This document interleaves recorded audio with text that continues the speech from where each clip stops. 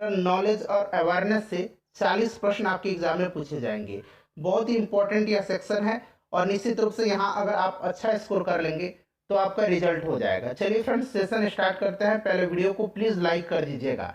देखिए फ्रेंड्स, एक नॉटिकल मील कितने किलोमीटर के बराबर होता है? जिन लोगों को आंसर पता है वो आंसर कमेंट बॉक्स में देते चलेंगे। तो देखिए, एक नॉटिकल मील जो होता है वह 1.852 किलोमीटर के बराबर होता है। ऑप्शन नंबर बी इसका राइट आंसर हो जाएगा। अच्छा, अगर पूछा जाए आपसे कि एक मील जो होता है उसमें कितना किलोमीटर होता है, तो एक मील बराबर होता है 1.60934 किलोमीटर। ठीक है, तो इसको भी आप ध्यान रखेंगे। चलिए, उसके बाद नेक्स्ट क्वेश्चन है कि जहां तक सूर्य से दूरी का प्रश्न है, पृथ्वी किनके बीच में है? तो अगर हम सूर्य से दूरी की अगर हम बात करें तो सूर्य की दूरी के बाद सबसे पहले बुध आता है, उसके बाद शुक्र, फिर पृथ्वी और फिर मंगल। तो देखिए, प्रश्न आपसे पूछा गया पृथ्वी किसके बीच में है, तो बुध, शुक्र, पृथ्वी, मंगल, यानी कि शुक्र और मंगल के बीच में है। ऑप्शन नंबर इसका बी राइट आंसर हो जाएगा।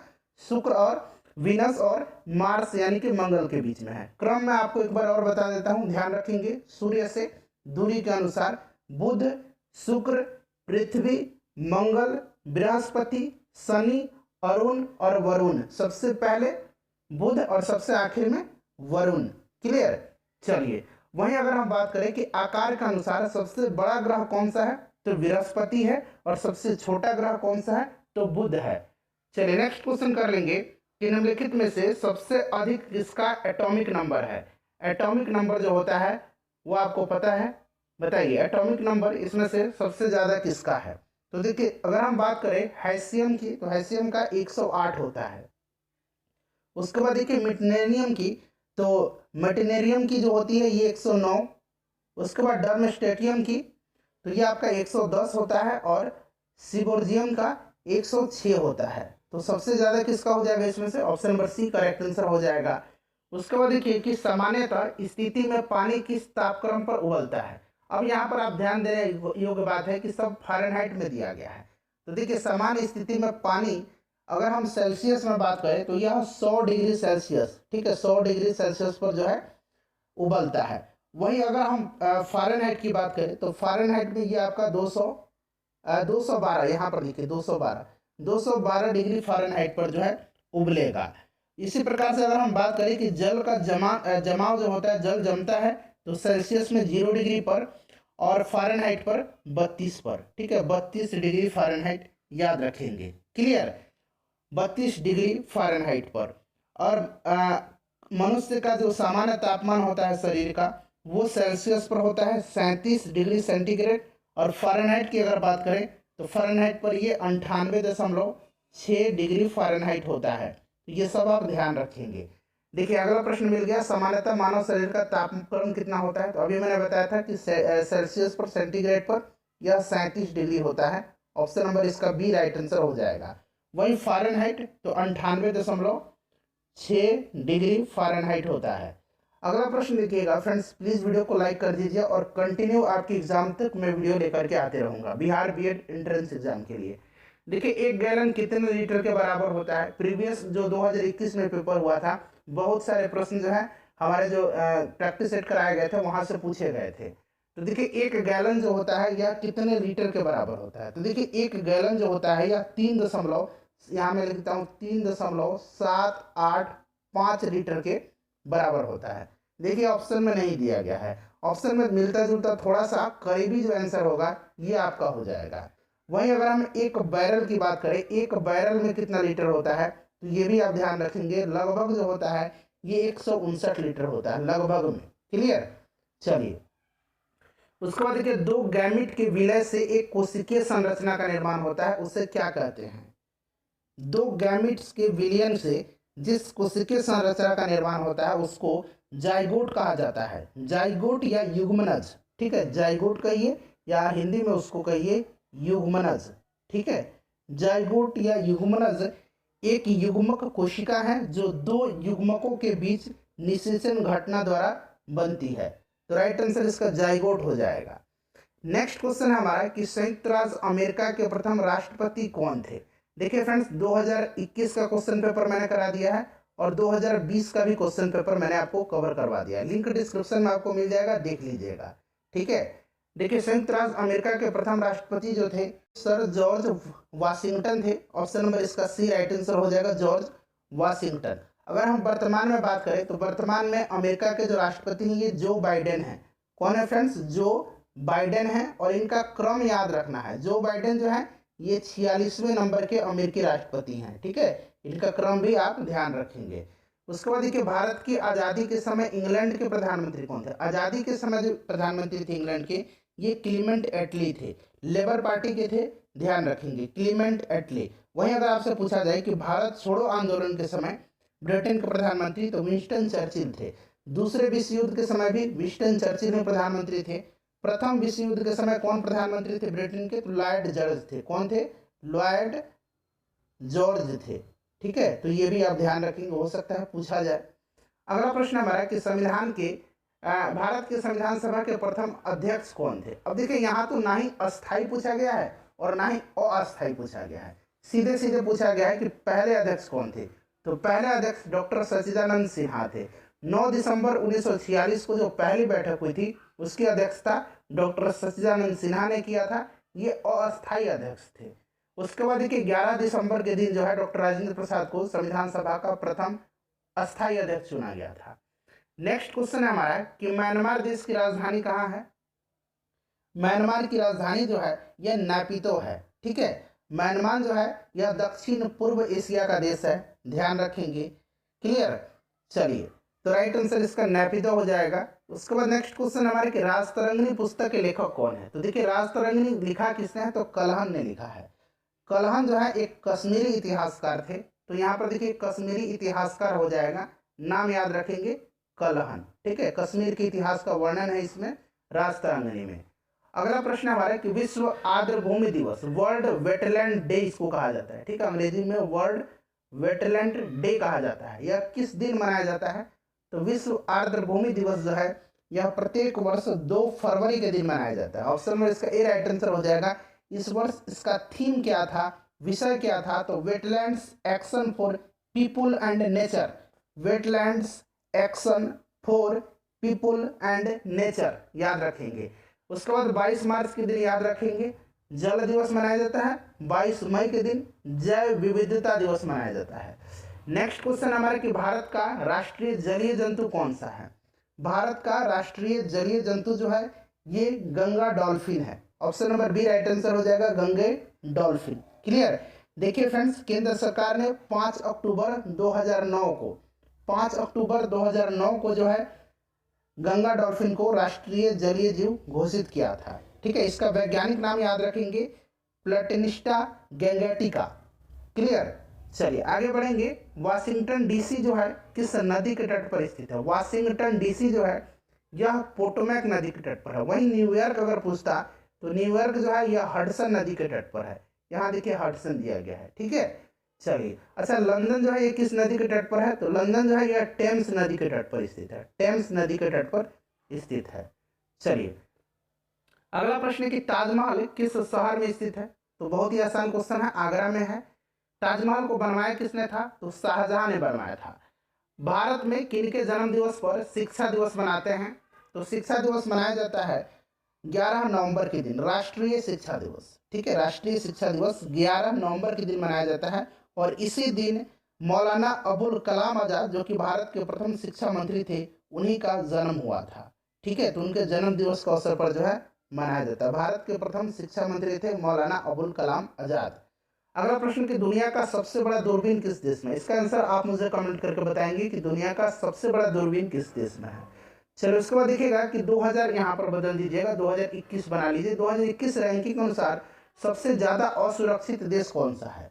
तो सबसे सुरक्षित देश जो है आइसलैंड है, सबसे असुरक्षित अफगानिस्तान है। ऑप्शन नंबर इसका सी करेक्ट आंसर हो जाएगा। उसके बाद देखिए लोकसभा के अध्यक्ष को कौन चुनता है? तो लोकसभा के अध्यक्ष को जो लोकसभा के सदस्य हैं, गण हैं, उन्हीं के द्वारा मिलकर के चुना जाता है। ठीक है, और साधारण जो होता है बहुमत दल की जो पार्टी होती है उसी में से जो है अध्यक्ष भी चुना जाता है। जेन्युइनली देख लीजिए, अगर बहुमत जिस पार्टी का है ऑब्वियसली उन्हीं का बहुमत हो जाएगा चुनने के लिए। तो ये आपका लोकसभा के सदस्यगण हो जाएगा। उसके बाद देखिएगा कि मुक्त विश्वविद्यालय यानी कि जिसको ओपन यूनिवर्सिटी हम लोग कहते हैं, खुला विश्वविद्यालय, ओपन यूनिवर्सिटी निम्न माध्यम से शिक्षा प्रदान करता है। तो देखिए ओपन यूनिवर्सिटी अगर पूछा जाए कि भारत का पहला खुला विश्वविद्यालय, पहला मुक्त विश्वविद्यालय कब स्थापित किया गया था, तो याद रखेंगे 1982 में, ठीक है, हैदराबाद में। उस समय आंध्र प्रदेश में था हैदराबाद। और देखिए नाम अगर इसका पूछा जाए तो doctor Bhimrao Ambedkar open university, ठीक है। और देखिए पूछा गया है कि किस माध्यम से जो है शिक्षा प्रदान करता है, तो दूरस्थ माध्यम से, डिस्टेंस मोड से। तो ये दूरस्थ माध्यम हो जाएगा ऑप्शन नंबर ए। उसके बाद देखिए आचार्य चाणक्य एक गुरुकुल के शिक्षक थे जो खाली स्थान दिया गया में अवस्थित था। आचार्य चाणक्य जो थे ये चंद्रगुप्त मौर्य के भी गुरु थे, साथ ही साथ चंद्रगुप्त मौर्य के प्रधानमंत्री भी थे। इन्हीं की सहायता से चंद्रगुप्त मौर्य ने नंद वंश के आखिरी शासक घनानंद को पराजित करके मगध पर मौर्य वंश की स्थापना किया था, ठीक है। ये जो थे ये तक्षशिला में अवस्थित है, option number A right answer इसका हो जाएगा। चलिए अगला प्रश्न है कि तीन भाषा सूत्र में क्या अंतर्निहित है। तीन भाषा सूत्र में क्या अंतर्निहित है, तो देखिए तीन भाषा सूत्र, थ्री लैंग्वेज फॉर्मूला का प्रावधान 1968 में भारत सरकार के शिक्षा मंत्रालय द्वारा किया गया था। इसके तहत विद्यालयों में तीन भाषा की पढ़ाई का प्रावधान किया गया था। तो राइट आंसर इसका क्या हो जाएगा, बताइए करेक्ट आंसर इसका, तो ऑप्शन नंबर ए हो जाएगा इसका। तीन भाषा में विद्यालयों में तीन भाषा की पढ़ाई होनी चाहिए, option number A right answer इसका हो जाएगा। अगला प्रश्न है कि सफेद क्रांति, ठीक है, श्वेत क्रांति जिसको कहा जाता है, भारत के किस मामले में स्वावलंबी हुआ है श्वेत क्रांति से, तो यह दुग्ध उत्पादन में, ठीक है। अच्छा मछली उत्पादन जो होता है इसको कौन सी क्रांति के नाम से जाना जाता है, बताइएगा कमेंट करके आप लोग, ठीक है। चलिए आगे बढ़ेंगे। मोंटेसरी का नाम किससे जुड़ा हुआ है, तो देखिए फ्रेंड्स मोंटेसरी का नाम जो जुड़ा हुआ है ये प्री स्कूल एजुकेशन से जुड़ा हुआ है, ठीक है। राइट आंसर इसका क्या हो जाएगा, प्री स्कूल एजुकेशन यानी कि प्री स्कूल शिक्षा, option number A right answer हो जाएगा, ठीक है। चलिए आगे बढ़ते हैं। जिला स्तरीय शिक्षण एवं प्रशिक्षण संस्थान डाइट की स्थापना किसमें सुधार के लिए की गई थी, बताइएगा किसमें सुधार के लिए की गई थी, इंपॉर्टेंट क्वेश्चन है। तो करेक्ट आंसर इसका क्या हो जाएगा, प्रारंभिक शिक्षा में सुधार हेतु यानी कि प्राइमरी एजुकेशन में सुधार हेतु जो डाइट DIET, ठीक है, इसकी जो है स्थापना की गई थी। तो राइट आंसर इसका हो जाएगा प्रारंभिक शिक्षा में। उसके बाद देखिएगा कि वैज्ञानिक स्वभाव का क्या मतलब होता है। वैज्ञानिक स्वभाव यानी कि साइंटिफिक टेम्परामेंट का अर्थ है तर्क के साथ निर्णय लेने का स्वभाव होता है, तर्क के साथ निर्णय लेने का, option number A right answer हो जाएगा इसका। भारत की खोज डिस्कवरी ऑफ इंडिया नामक पुस्तक के रचयिता तो पंडित जवाहरलाल नेहरू थे, ध्यान रखेंगे ऑप्शन नंबर इसका डी राइट आंसर हो जाएगा जवाहरलाल नेहरू। उसके बाद देखिएगा कि शिक्षा का अधिकार अधिनियम 2009 किस उम्र के बच्चों को मुफ्त एवं अनिवार्य शिक्षा का अधिकार देता है, राइट टू एजुकेशन। यह जो है 2010 से 1 अप्रैल 2010 से संपूर्ण भारत में प्रभावी हुआ था, ठीक है, ध्यान रखेंगे 2010 से पूछा गया प्रश्न है ये। तो देखिए ये जो है 6 से 14 वर्ष के जो बच्चे हैं उनको मुफ्त और निःशुल्क अनिवार्य शिक्षा का अधिकार देता है। तो 6 से 14 right answer option number B हो जाएगा। अगला प्रश्न है कि मानव शरीर में क्रोमोसोम की संख्या कितनी है, तो क्रोमोसोम की संख्या जो है गुणसूत्र की संख्या 46 होती है। अगर जोड़ी में पूछा जाए तो 23 जोड़ी, ठीक है, 23 जोड़ी गुणसूत्र पाए जाते हैं। और इस तरह से पूछे तो 46 नंबर याद रखेंगे, option number C right answer इसका हो जाएगा।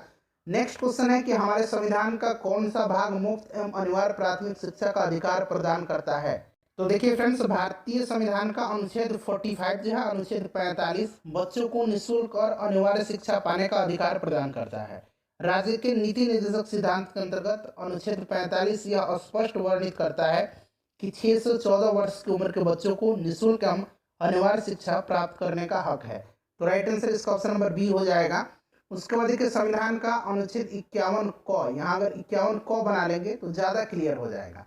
51 क में क्या है, तो 51 क में जो है फ्रेंड्स इसमें नागरिकों का मौलिक कर्तव्य है, यानी कि ऑप्शन नंबर इसका बी राइट आंसर हो जाएगा। संविधान का जो भाग 4 क के अनुच्छेद 51 क में इसको रखा गया है। टोटल 11 मौलिक कर्तव्य हैं, ध्यान रखेंगे। उसके बाद देखिएगा 42वां संविधान संशोधन के तहत इसको जोड़ा गया है। इसको भी आप ध्यान रखेंगे। निम्नलिखित में से कौन सा सर्वोच्च नागरिक पुरस्कार प्रतिष्ठित व्यक्तियों को दिया जाता है? तो यह भारत रत्न जो है सबसे सर्वोच्च नागरिक सम्मान है, भारत रत्न है। ठीक है, भारत रत्न की शुरुआत जो है पहली बार यह कब दिया गया था? तो यह प्रदान किया गया था 1954 में, 1954 में। अगला प्रश्न है कि विश्व बाल मजदूर निषेध दिवस कब मनाया जाता है? तो यह जो है world day against child labour, world day against child labour प्रत्येक वर्ष 12 जून के दिन मनाया जाता है। ऑप्शन नंबर ए हो जाएगा। किसने कहा था कि सिद्धांत यानी कि निदेशक सिद्धांत भविष्य में विधि निर्माण का आधार होना चाहिए? तो ये बाबा साहब अम्बेडकर ने कहा था। डॉक्टर भीमराव अम्बेडकर ने जो है राज्य के नीति निदेशक सिद्धांत के बारे में कहा था कि यह भविष्य में विधि निर्माण का आधार होना चाहिए। अगला प्रश्न है हमारा कि सर्व शिक्षा अभियान में किस आयु के बच्चों को शामिल किया गया है? तो 6 से 14 वर्ष के आयु के बच्चों को शामिल किया गया है। ठीक है, चलिए तो राइट आंसर इसका हो जाएगा 6 से 14 वर्ष। सब पढ़ें सब बढ़ें। गांधी जी का चंपारण आंदोलन 1917 में हुआ था, ध्यान रखेंगे। किसके लिए था यह? तो यह था नीलहे मजदूरों की समस्या के समाधान की थी। नील की खेती 20 कट्ठा में 3 कट्ठा में नील की खेती करना अनिवार्य था। ठीक है, तो इससे बचाने के लिए जो नील के जो किसान थे, मजदूर थे, उनकी दुर्दशा की तरफ राजकुमार शुक्ल जी ने गांधी जी का ध्यान आकर्षित किया था और उन्हें चंपारण आने का निमंत्रण दिया था। अभी अगला प्रश्न है कि खालिस्तान दिया गया राज्य के साथ सबसे लंबा समुद्र तट है। यहाँ राज्य लिखा गया। अगर केंद्र शासित लगा देता ना कि इस तरह से कि किस राज्य केंद्र शासित प्रदेश लिखा जाता है ना, किस राज्य और केंद्र शासित प्रदेश में, इस तरह से किस राज्य भी लिख देगा और केंद्र शासित प्रदेश भी लिख देगा, तब अंडमान निकोबार लगाइएगा। सबसे लंबा तट रेखा अंडमान निकोबार का है। राज्य अगर पूछेगा तब गुजरात होगा। ठीक है, रक्त में अधिक मूत्रीय अम्ल किसकी बीमारी का सूचक होता है? तो यह होता है आपका गाउट नामक जो बीमारी होती है। ठीक है, गाउट नामक जो बीमारी होती है उसी की। तो ये गाउट हो जाएगा, ऑप्शन नंबर सी इसका राइट आंसर हो जाएगा। इसमें यूरिक अम्ल क्रिस्टलीकृत हो जाता है और क्रिस्टल जोड़ों, स्नायु और आसपास के ऊतकों में जमा हो जाता है। अगला प्रश्न है और आखिरी क्वेश्चन है, 40 क्वेश्चन हमारा कवर हो गया। कोहरा के समय हम लोग किसके कारण देख नहीं पाते हैं? तो कोहरा के समय प्रकाश का प्रकीर्णन की वजह से हमें कुछ दिखाई नहीं देता, हम देखने में असमर्थ होते हैं। ठीक है, तो ये आपका प्रकीर्णन हो जाएगा, यानी कि ऑप्शन नंबर इसका डी राइट आंसर हो जाएगा। वीडियो को लाइक कर दीजिए और इसे शेयर कर दीजिए।